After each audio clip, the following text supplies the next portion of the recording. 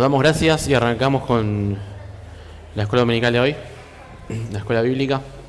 Señor, te damos gracias, Padre, por este día, esta mañana que nos regalaste, que pudimos juntarnos, Señor, como iglesia, a poder escuchar tu palabra, a poder aprender de vos, no simplemente para tener más conocimiento o más apertura intelectual, Señor, sino que podamos realmente poder entenderte, conocerte, vivir esta vida de sabiduría divina, que es la que venimos aprendiendo, Señor, para poder vivir conforme a tu voluntad, rendidos a vos, Señor. Por eso queremos, Señor, que en esta mañana podamos, Señor, asimilar, que me estés dando la facilidad para poder comunicar de la mejor manera posible, de ir al hueso, Señor, y por eso te pedimos tu gracia, tu dirección, y que prepares nuestros corazones para poder conocerte un poco más, Señor. Como decíamos al principio, te damos gracias porque como iglesia podemos juntarnos, venir, reunirnos, vernos las caras, preguntarnos cómo estamos.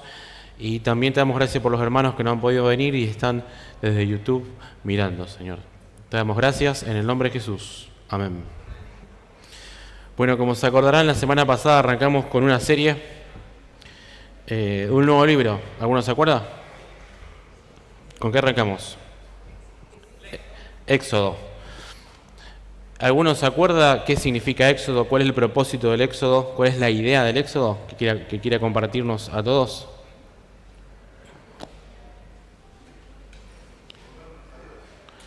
¿Quién dijo eso? Perdón. No. Allá, muy bien, el hermano. ¿Cómo es su nombre? ¿Me recuerda?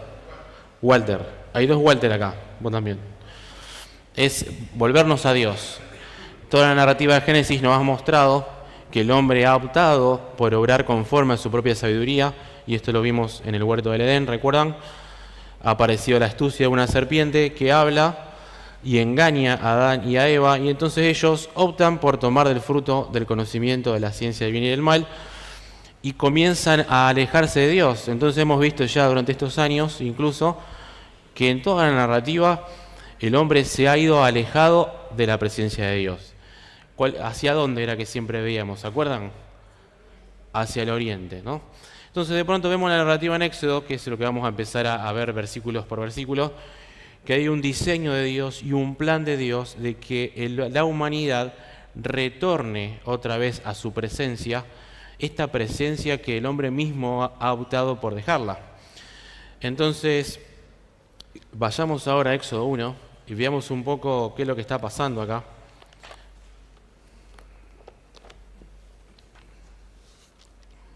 Éxodo capítulo 1. La semana pasada Seba nos estuvo acompañando a entender el concepto teológico que hay por detrás, ¿se acuerdan? Que por ahí nosotros tratamos de, o no nos damos cuenta y pensamos que tiene que ver con una cuestión histórica, pero acá hay un concepto teológico profundo que el autor nos quiere mostrar respecto ahora en Éxodo. Del versículo 1 al 10, que nos toca desarrollar, dice el versículo 1, estos son los nombres de los hijos de Israel que entraron en Egipto. Con Jacob entraron cada uno con su familia. Y empieza a enumerar quiénes son, ¿no? Rubén, Simón, Leví, Judá, Isaacar, Zabulón, Benjamín, Dan, Neftalí, Gad y Aser. O sea que los hijos de Jacob estaban en Egipto con toda su familia, ¿no? Y en el versículo 5 dice que todas las personas descendientes de Jacob fueron 70 almas, pues José ya estaba en Egipto. ¿Ven hasta ahí? Y murió José y todos sus hermanos y toda aquella generación. Pero los hijos de Israel fueron fecundos y se multiplicaron y fueron aumentados y fortalecidos en extremo, y se llenó de ellos la tierra. ¿Qué piensan ustedes que pueden entender los judíos o el pueblo de Israel que estaba escuchando la historia o leyendo el rollo cuando leían, por ejemplo, el versículo 7?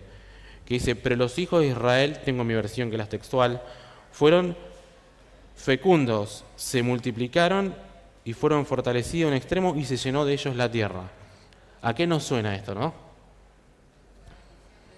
La bendición de Dios, evidentemente, ¿no? Dios está cumpliendo con su pacto. Y cuando leemos fructificar, ser fecundo, multiplicar, ¿a qué nos lleva en nuestra mente? Al Génesis, ¿no? Al huerto del Edén, a un espacio donde Dios comienza otra vez, como decían ustedes, en este Éxodo, a volver a las naciones, en este caso primero al pueblo de Israel, a su presencia. Vayamos al final del Génesis, no tan final, sino en el capítulo 46, para ver cuál era la tierra y recordar cuál era la tierra donde estaba el pueblo de Israel. En el capítulo 46, este es un dato que nos puede ayudar a entender un poco más y a recordar el contexto. Vamos a leer del 27 al 28, capítulo 46 de Génesis, que dice que y los hijos de José que le nacieron en Egipto, 2 personas, todas las personas de la casa de Jacob que entraron en Egipto fueron 70. Y envió por delante a Judá José, a casa de José, para que preparara el camino a Gosén cuando entrara en la tierra de Gosén. ¿Usted se acuerda qué era esta tierra de Gosén? Sé que creo que lo nombramos una vez, me parece. ¿Sí? ¿Se acuerdan, Marta? ¿Te acordás?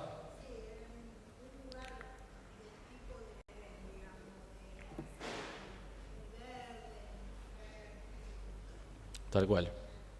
Como dice Marta, la tierra de Gosén en Egipto era una tierra fértil, no una tierra buena. Como dice ella, todo un espacio verde. De hecho, en el capítulo 47, versículo 6, podemos leer mejor del 5 al 7, dice que también dijeron a Faraón, hemos venido para habitar en esta tierra, pues la hambruna aprieta en la tierra de Canaán y no hay pasto para las ovejas de tus siervos. Por tanto, te rogamos que permitas que tus siervos habiten en tierra de Gosén. Entonces Faraón habló a José diciendo, tu padre y tus hermanos han venido a ti. La tierra de Egipto está delante de ti.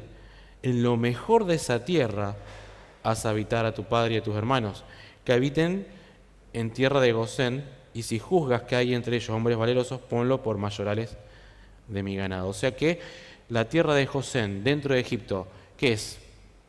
Más o menos los afables, lo que había intermedio, era lo mejor que tenía Egipto. La región más fértil, como dice Carlos. Estaba la desembocadura del Nilo. Tal cual.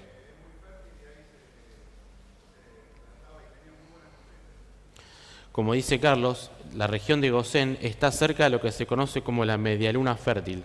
Entre lo que es el pueblo de Israel y Egipto, hay todo si se ve del mapa desde arriba, pueden ver todo como una región verde, donde ahí se puede cultivar, se puede cosechar, pueden pastar las ovejas, pueden tomar por la desembocadura del río Nilo, como dice Carlos. Entonces, lo que el faraón estaba haciendo ahí, estaba permitiendo que José y sus hermanos habiten en ese lugar. Una tierra de abundancia, ¿no? Que es un montón. Entonces, ya vemos en el capítulo 1 de Éxodo, cuando estamos ahí, ya volviendo a lo que nos toca hoy, vemos que evidentemente esto se cumple. Ellos se multiplican, se fructifican en un espacio, en una tierra, en donde han sido de bendición, han sido fecundos. O sea que el pacto de Dios con Abraham se está cumpliendo ahí, ¿no? Y sigamos leyendo. Ya tenemos el contexto, el lugar, el espacio. Pero en el versículo 8 hay un pero, no hay un conflicto ahí. ¿Qué pasó ahí? Se levantó en Egipto otro rey que no conocía a José. Porque evidentemente ya para ese entonces ya toda esa generación de José, Jacob, todos habían muerto. Entonces se levanta otro rey que no conocía a José y dijo a su pueblo, ciertamente, versículo 9, el pueblo de los hijos de Israel es más numeroso y fuerte que nosotros. Vamos, procedamos con astucia contra él, no sea que se multiplique, y suceda que cuando sobrevenga una guerra, se una también con los que nos aborrecen y luche contra nosotros y se vaya de esta tierra. ¿Qué está pasando con el faraón? ¿Qué es lo que ve? Tiene miedo, parece, ¿no?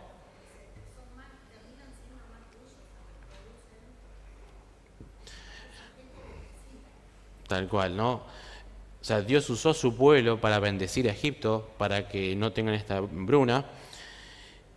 Y pareciera que el faraón está teniendo ahí como una especie de, podríamos decir, miedo, temor, o quiere tener una especie de recaudo, porque dice que son más, nos superan en número y son más fuertes que nosotros, ¿no? ¿Y esto qué puede significar para el imperio egipcio, que sean más fuertes y más número? Que esto decaiga, ¿no? Que Egipto caiga. Entonces se pueden aliar con otros. Muy bien, a eso vamos. Muy bien. Entonces, ¿cómo procede el faraón en este caso? Con astucia, ¿ven? ¿Le suena el concepto este acá de algún lado? Evidentemente la figura del maligno, la figura de la serpiente, aparece en esta historia, ¿ven? Entonces pareciera que la historia del Génesis se vuelve a repetir acá, ¿no? Vemos en una tierra fértil, una tierra donde hay mucho verde, como decían ustedes. Vemos que la nación de Israel se está multiplicando, son más fuertes, son más en número. Entonces aparece la astucia de un faraón que quiere oprimir, que quiere subyugar a una nación. Así que bueno, la idea de esta mañana es que podamos pensar y meditar entre todos el concepto de la serpiente, ¿no? El concepto de faraón que aparece como la serpiente antigua y lo que eso implicaba para en aquel contexto.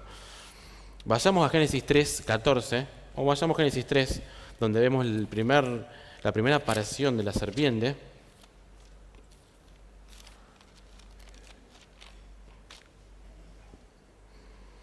¿Cómo era la serpiente? Dice 3:1. Era astuta, más que toda bestia del campo que Jehová Dios había hecho. ¿Ven? Ya vemos una de las características de la serpiente, que es su astucia.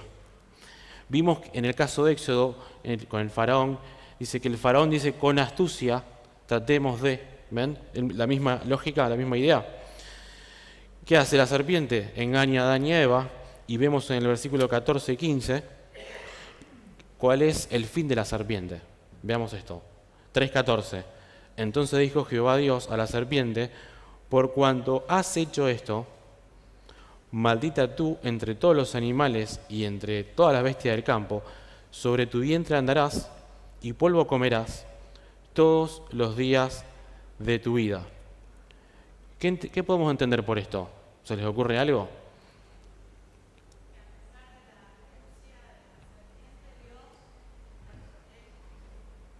Bien, muy bueno. Que Dios está sobre ella. ¿Y por qué piensan que a pesar de la astucia de la serpiente, que está muy bien, Dios está sobre ella? ¿Qué se les ocurre? Es muy bueno el concepto. ¿Cómo, perdón? Autoridad, poder, ¿no? De hecho, lo vemos cuando dice que... Bien, tal cual. ¿Estás comparando la palabra astucia? ¿Cómo interpretamos astucia en este caso? ¿Será la misma palabra que aparece en Mateo? La respuesta es sí, sí, se va.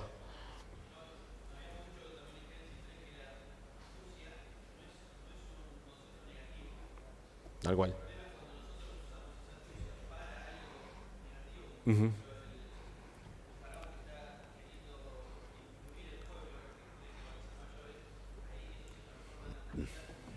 tal cual. En sí mismo no es negativo, el contexto lo da, o cómo lo uses, como dice Seba, ¿no?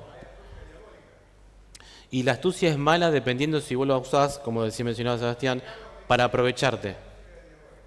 Está bien, es que claro que es diabólica si lo usás para oprimir al otro, ¿ah? Está bien. Caso contrario, no. Sí, sí. Bueno,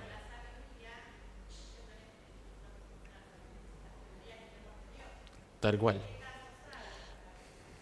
Pa- Es algo negativo, es oprimir al otro, abusar del otro, aprovecharse del otro, ¿no?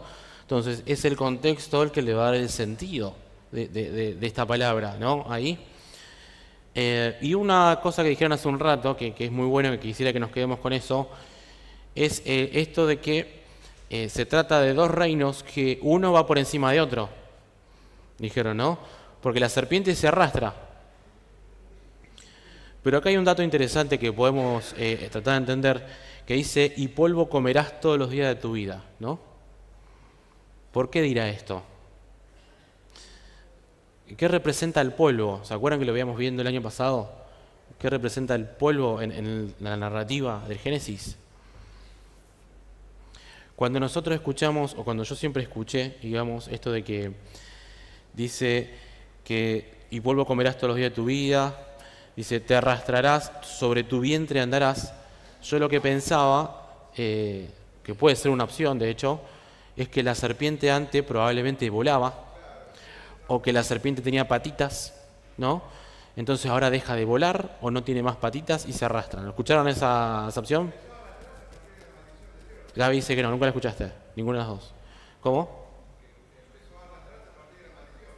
Bien. Se empezó a arrastrar, digamos. Exacto. Entonces lo primero que pensamos es, bueno, si dice que se arrastrará, porque la serpiente antes volaba o caminaba y ahora ya no, ¿no? Pero fíjense, y probablemente nosotros pensamos en las otras culturas antiguas.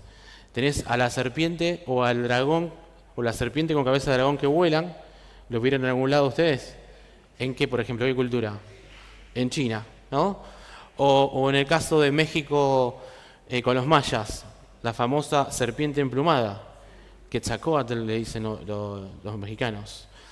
Pero acá pareciera que habla de un concepto un poco más profundo, que es la idea que queremos llevar a lo largo de todas las escrituras, que comer del polvo o arrastrarse no tiene que ver con una cuestión meramente morfológica, tal vez, o que la serpiente volaba y ahora no, o que tenía patitas y ahora no. Sino que tiene que ver con un concepto profundo, teológico, que da la idea que la astucia de la serpiente, que esta fue la astucia mala, lo que produjo en sí a la serpiente o al concepto de serpiente, y que ahora esté por debajo de todos, porque acá dice, maldita tú entre todos los animales del campo y entre todas las bestias del campo. O sea que la maldad que está detrás de esta serpiente va a quedar subyugada por otra autoridad mucho mayor, que es la autoridad de ¿quién? De Dios, ¿no? Evidentemente. Entonces, vamos a ver a lo largo de todas las escrituras cómo está esta enemistad que aparece en el versículo 15, que dice enemistad entre ti, le dice la serpiente, y la mujer, entre tu descendiente y su descendiente, él te aplastará la cabeza cuando tú hieras su calcañar. Entonces, vemos el concepto de la serpiente y su descendencia a lo largo de toda la Biblia. Y quisiera que tratemos, sé que por ahí es medio, para mí es difícil de explicar, que tratemos de entre todos pensar cuáles podrían ser esta serpiente que representa la maldad, como acabamos de ver, y como vimos como ejemplo en el faraón, que con astucia lo que hace es querer subyugar. Vayamos a Éxodo 1, versículo 22, y veamos este ejemplo claro. Éxodo 1, 22. Ya estos pasajes los vamos a ver igual la semana que viene con más detenimiento.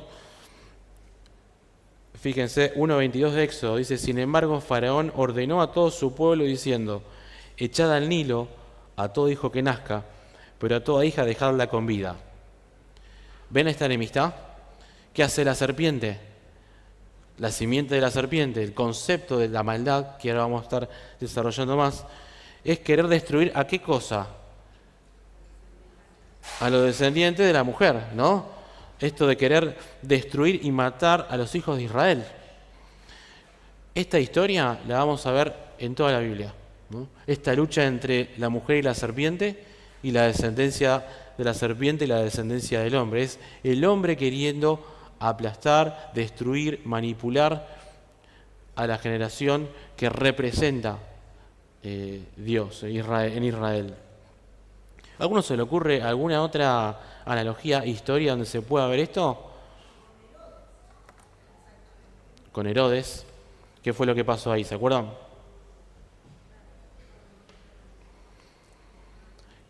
Herodes el Grande, Herodes a los cuales los judíos lo tomaban como el Grande porque él construyó el segundo templo que se vio después en la época de Jesús, aquel que hizo un puerto muy conocido ahí en la región cerca de Jerusalén. Los judíos lo amaban, ¿no? Entonces, de pronto ver que ha nacido un rey, para Herodes lo sacó, ¿no? Entonces, ¿qué hizo también? Mandó a matar a los niños. Esta idea de la simiente de la serpiente atacando, obstruyendo la voluntad de Dios a los hijos de Dios, ¿no? Esta es la lógica. ¿Algún otro ejemplo se les ocurra? Moisés, muy bien. ¿Por qué Moisés?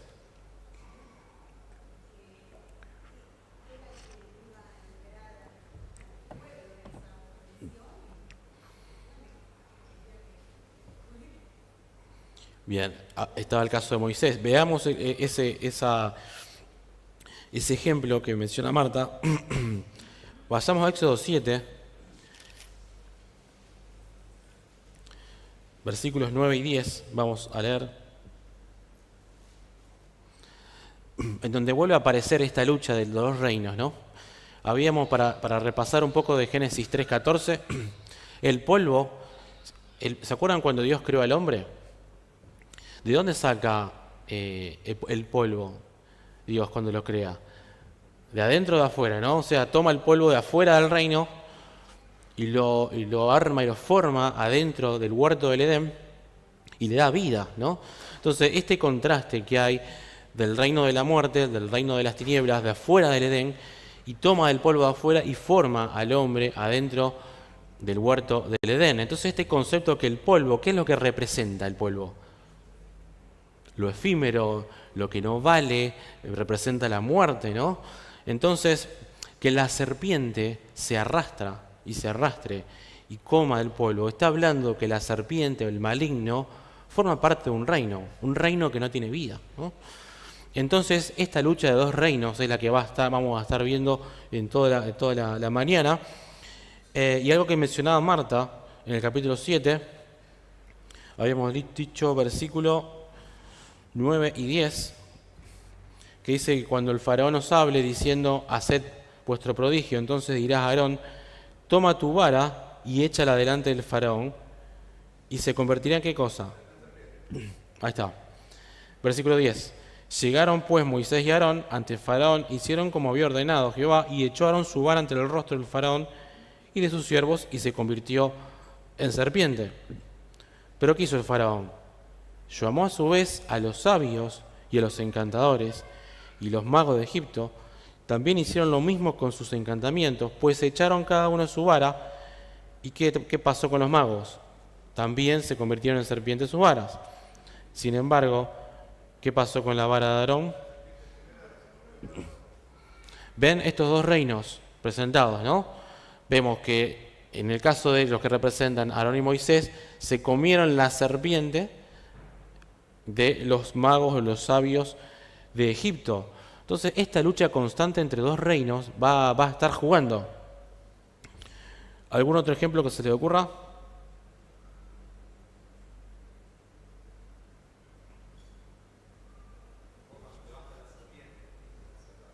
Bien. Eso ahora lo vamos a estar viendo un ratito. Hay una serpiente de bronce. ¿Qué representa? Eso ahora lo vamos a ver.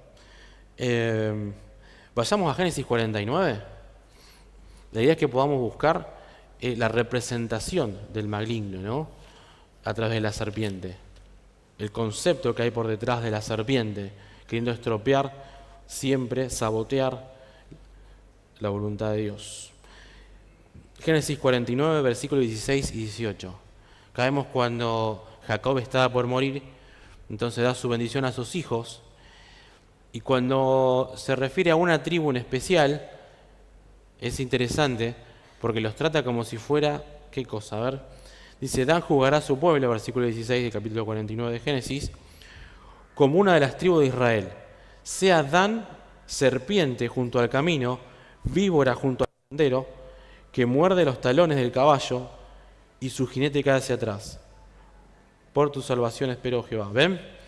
O sea, ya el concepto de serpiente, ahora lo que está haciendo Jacob, lo atribuye no a algo externo, a la maldad de afuera, externa, que sea de algún otro pueblo como vimos en Egipto, sino que ahora Jacob está diciendo que la serpiente, esta maldad que aparece, no viene de afuera, sino que viene del mismo pueblo de Israel. ¿Qué tribu es en este caso? La tribu de Dan. ¿Ven? Eso es interesante, ¿no? Obviamente que Dan no era una serpiente en sí misma, o sea, acá no estamos hablando de literalidad, sino de conceptos teológicos por ahí un poco más profundos, en donde Dan se comporta con cierta maldad. De hecho, a modo de observación, cuando vamos al Apocalipsis, que se nombran a los 144.000, que son 12.000 de cada tribu, la tribu de Dan no está, ¿no? No vamos a entrar ahí porque tampoco lo busqué ni lo estudié, pero es un dato para que puede llegar a servirnos. Amós 9:3, vayamos, Amós. Estamos viendo todo esto para tratar de asimilar conceptos y entender el sentido que tiene el concepto de la serpiente. Amós 9:3.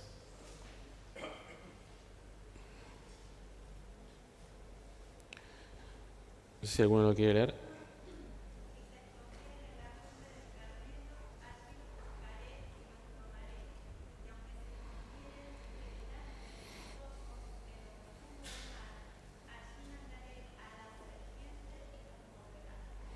Bien, acá podemos tal vez mirar ciertos conceptos que se unifican: serpiente, mar. ¿Se acuerdan del antiguo cercano oriente qué implicaba el mar? El caos, ¿no? Y la serpiente estaba ligado a eso, el monstruo marino estaba ligado al caos. De hecho, los babilonios, ustedes recordarán que una vez lo vimos en cosmología bíblica, ellos pensaban que un tal Marduk luchó contra el caos, representando el mar por medio de una serpiente, y lo que hace Marduk es parte con una espada al medio a la serpiente antigua, dice la historia, y el mar se parte en dos, ¿no? Dice que de los ojos de la serpiente salen dos ríos. ¿Cuáles eran los ríos si hablamos de Mesopotamia? Tigris y Éufrates. Entonces ellos tenían el concepto del universo desde ese lado. Entonces, serpiente, mar, caos, destrucción, todo es lo mismo para ellos, ¿no? Entonces, cuando vemos en la historia de Génesis que aparece la serpiente, con su astucia en este caso, se refiere a lo mismo. La maldad, el maligno por detrás, el caos, la destrucción. Y acá, en Amós, el contexto era que era una profecía para el pueblo de Israel. Lo que escuchaban la profecía de Amós pensaban que su profecía no era para ellos, porque lo que hace Amós es rodear todas las naciones que estaban alrededor hasta que llega al pueblo de Israel. Cuando llega a Jerusalén, al reino del norte, dicen, no pueden creer que acá está Dios hablando a través de Amós, diciendo que ellos estaban viviendo una vida que no expresa la vida de Dios. Entonces dice, les mandaré una serpiente que los morderá. Generará destrucción. Versículo 8 dice, y he aquí los ojos de Adonai Jehová están sobre el reino del pecador, y lo destruiré de sobre la faz de la tierra, pero no destruiré del todo la casa de Jacob, dice Jehová, ¿no? Porque hay una promesa. Entonces vemos ahí esta conexión que quisiera que podamos realmente quedarnos con esta idea en la cabeza: serpiente, monstruo marino, maldad, mar, maligno, destrucción. Son todos conceptos que a medida que vamos leyendo lo vamos entendiendo cuál es la idea. Hay un mal que está agazapado, hay un mal que quiere destruir la voluntad de Dios. Y una historia que a mí me llamó mucho la atención, y ya vamos terminando con esta ida y vuelta, está en 1 Samuel 17. 1 Samuel 17.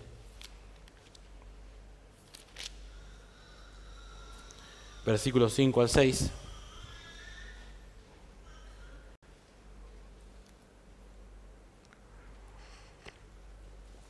No sé si alguno encontró el texto y entiende cuál puede ser la serpiente antigua en este caso. ¿Cuál puede ser el monstruo marino? Goliat. Veamos, ¿alguno que lea versículos 5 y 6 de 17 de 1 Samuel? 5 y 6.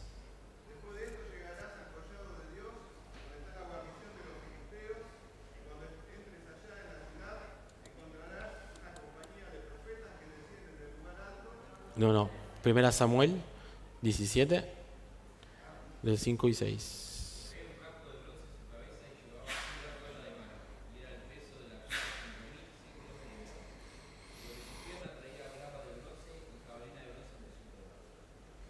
Bien. Nosotros lo que leemos acá, obviamente, en nuestra cultura, inmediatamente cerramos con esto y decimos, bueno, ustedes sabían que Goliat era petizo, alto, ¿cómo era? Era gigante, ¿no? La idea de un ser que viene a avasallar, ¿no? A imponerse, a subyugar a Israel, porque ustedes recordarán que el contexto era que la persona que le ganara a Goliat podía usar a Goliat y a todos los filisteos como siervos, o viceversa. Si Goliat le ganaba al otro, subyugaba a la otra nación. ¿Se acuerdan? Esa es la lógica.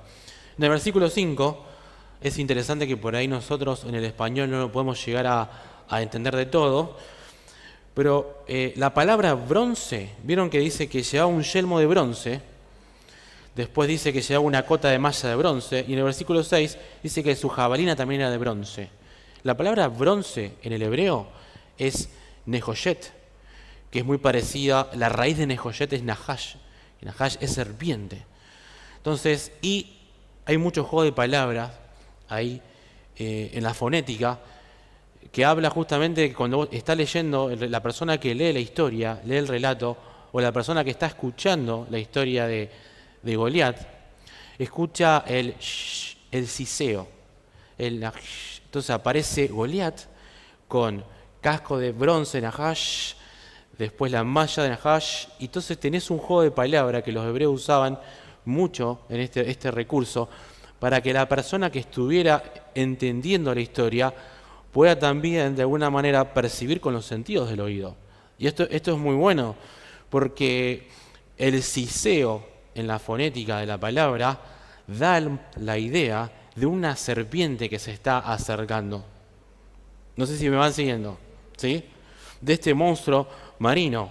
De hecho, la palabra que luego aparece como en el versículo 5, como cota de malla, para los que tienen por ahí la aplicación de My Bible, ¿vieron que tienen la Reina Valera 60 con un más arriba? Ese más te lleva a qué cosa, ¿alguno sabe? Al Strong, para ver las palabras en hebreo, ¿no?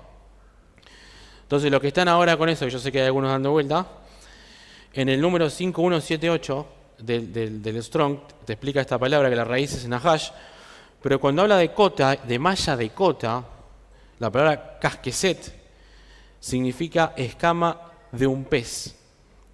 El número es H7193, que aquí es cota de malla. Es como que acá Goliat tiene una malla compuesta o cubierta con placas de metal unidas. ¿Ven como la escama de un pez? ¿Viste? La malla como una arriba de otro.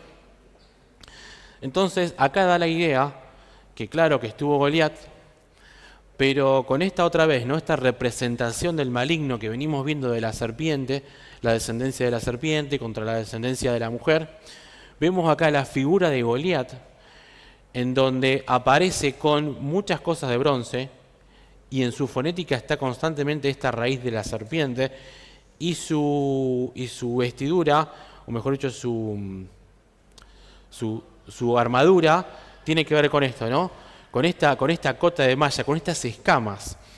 Entonces es interesante porque los hebreos usaban mucho este recurso de poder entender y ver, y evidentemente evidenciar que se trata de un monstruo marino como una especie de maligno que está por detrás.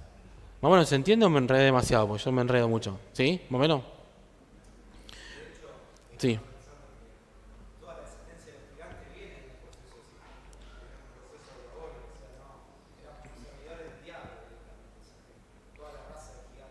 Tal cual. Ahí como mencionaba recién el Manu, ¿no? ¿Se acuerdan que estos Nefilim que nacen, que no exaltaban el nombre de Dios, eran poderosos gigantes, ¿no?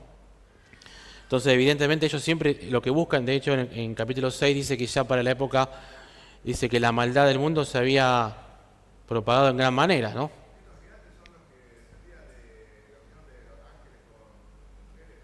Sí. Hay dos posiciones al respecto de eso, ¿no? Creo que la que tomamos era esa, no me acuerdo. Seba, ayúdame. ¿Cómo era? No me acuerdo ahora.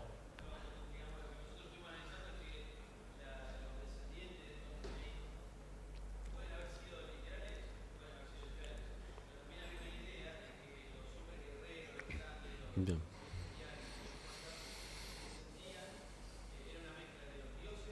Sí, sí, eso es como es.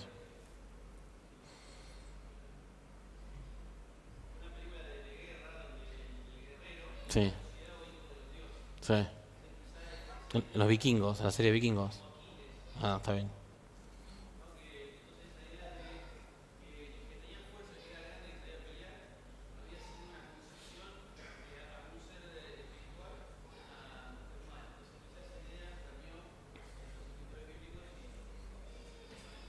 Tal cual. Bueno, ¿se entendió? ¿Se escuchó? Un autor respecto a este texto menciona, Michael Morales se llama, dice, en la historia de Israel leemos acerca del joven David ya ungido para ser el próximo rey, que luchó contra el gigante filisteo Goliat, ¿no? Si bien los filisteos son enemigos del pueblo de Dios, son simplemente una expresión histórica del dragón. Esta historia forma un microcosmo de la historia, presagiando la batalla del hijo mayor de David, o sea, el Mesías, que derrota al enemigo del poder del mal, que es el dragón. ¿Ven? Lo que está diciendo que esto no se trata simplemente de una historia que haya acontecido o no, sino que es un presagio de un futuro hermano mayor de David, que es Cristo, que va a vencer al maligno, al dragón. ¿Ven? Michael Morales menciona un texto en Isaías 27:1 que explica un poco esto. Dice, en aquel día Jehová castigará con su espada dura, grande y fuerte, al Leviatán, serpiente veloz, y al Leviatán, serpiente tortuosa, y matará al dragón que está en el mar, ¿no? De Jehová, que dice, Jehová es Cristo, el Mesías. Entonces, evidentemente estamos, a ver si me quedó un ejemplo más. Ya más o menos estamos. Entonces, evidentemente vemos ¿no? Este concepto teológico que a mí me cuesta mucho explicar, que va mucho más allá de que si hubo una serpiente o no hubo una serpiente, sino que hay un concepto del mal que está siempre queriendo atacar, ¿no? La voluntad de Dios. Pero todo apunta a que el maligno está siempre al acecho. Y que viene un Mesías que viene a restaurar de nuevo este éxodo donde nos lleva otra vez a la presencia de Dios, para que podamos restaurar nuestra comunión con Él. Y lo vemos en Cristo Jesús. Por eso vemos en los evangelios constantemente cómo se lo presenta a Jesús como aquel que domina el mar, que camina sobre las aguas, que dice calla y enmudece en medio de una tormenta. Y los apóstoles decían, este verdaderamente es el Mesías, ¿no? Si ya terminando con un texto que te leo en Apocalipsis, capítulo 12, donde podemos ver resuelta esta idea de la batalla de las dos simientes. Versículo 3, vamos a leer algunos así por arriba como para ver estos conceptos que se van repitiendo. Apocalipsis 12, vamos a leer del 3 al 5, que dice, otra señal fue vista en el cielo, he aquí un gran dragón rojo que tenía 7 cabezas y 10 cuernos, y en sus cabezas 7 diademas, y su cola arrastra la tercera parte de las estrellas del cielo, y las arrojó a la tierra. Y el dragón se paró delante de la mujer que estaba a punto de dar a luz, a fin de devorar a su hijo cuando ella diera a luz. Y ella dio a luz un hijo varón, destinado a regir a todas las naciones con vara de hierro. Y su hijo fue arrebatado hacia Dios y hasta su trono. Versículo 9, saltemos. Y fue arrojado al dragón, la serpiente antigua, el llamado Diablo y Satanás, el cual engaña al mundo entero. Fue arrojado a la tierra y sus ángeles fueron arrojados con él. Hasta ahí terminamos, ¿no? Ahí vemos cómo esto, si vemos toda la narrativa de las Escrituras, vemos que en el Génesis aparece la serpiente antigua, que luego es personificada como dragón, como Leviatán, ¿no? Esta maldad que está por detrás, que surge del mar. Vemos que en el Apocalipsis esto se da, menciona que esto se da, y podemos también observar cómo en Cristo se cumple este Mesías que vence las tinieblas, que vence el mal, resucitando de la muerte. O sea, vence la muerte, ¿no? Entonces, un poco para quedarnos con esto, para que podamos ver cómo hay un concepto profundo teológico que nos muestra la necesidad que tiene el hombre de un Salvador, ¿no? De este Mesías. Pero no es la lógica tanto de, entender las figuras por detrás y demás, sino entender del pecado que nos asedia, que nos acecha, y que necesitamos a un Mesías que ya venció y pisó la cabeza de la serpiente. Amén. Oramos. Señor, te damos gracias por tu palabra, Señor, porque pudimos poder entender un poco más, Señor, de tu sabiduría. Por eso, Señor, te damos gracias por tu amor, tu gracia, tu misericordia. Te pedimos que podamos realmente, o que se haga carne esto que entendemos de tu amor, Señor, de Cristo Jesús, que aplastó la serpiente, Señor, la cabeza de la serpiente. Te damos gracias en el nombre de Jesús. Amén.